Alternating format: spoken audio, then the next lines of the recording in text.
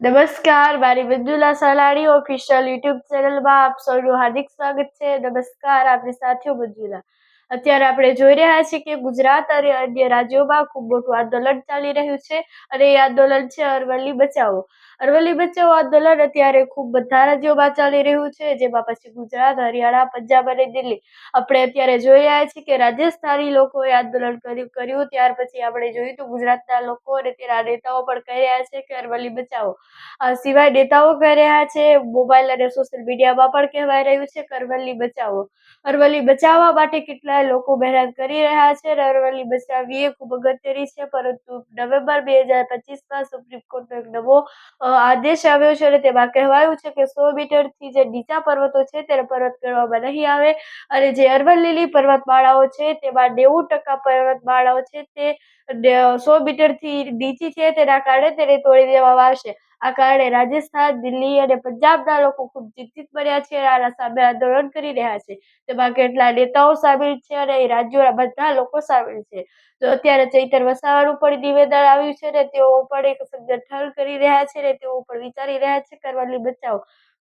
અત્યારે આપણે જોઈએ છીએ કે આદિવાસી લોકો અડધા જે છે તે આ સાપુતારા અને અરવલ્લીની જે પર્વતમાળાઓ છે ત્યાં રહે છે અને ત્યાં આંદોલનો કરવાનું તેઓ વિચારી રહ્યા છે.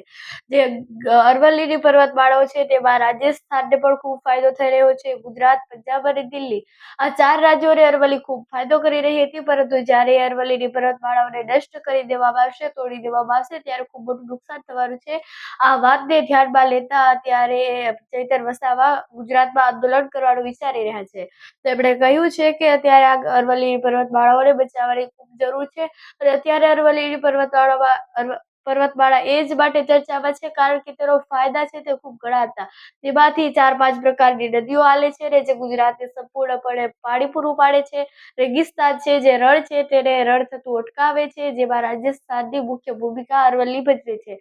આ સિવાય દિલ્હી અને પંજાબમાં છે ત્યાં બધે શુદ્ધ હવા આપતી હોય તો અરવલ્લીની પર્વતમાળાઓ છે. અસંખ્ય વૃક્ષો અને અસંખ્ય પ્રાણીઓનું નિવાસ સ્થાન છે. અરવલ્લીની પર્વતમાળાઓને હવે તોડી દેવામાં આવશે તો અરવલ્લીની પર્વતમાળાઓમાં રહેતા પ્રાણીઓને હવે શુદ્ધ હવા આપણને કોણ આપશે?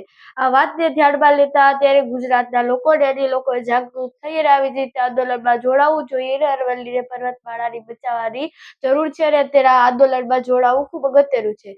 તો આ બાબત પર તમારું શું કહેવું છે? કમેન્ટ્સ પર જરૂરથી જણાવજો.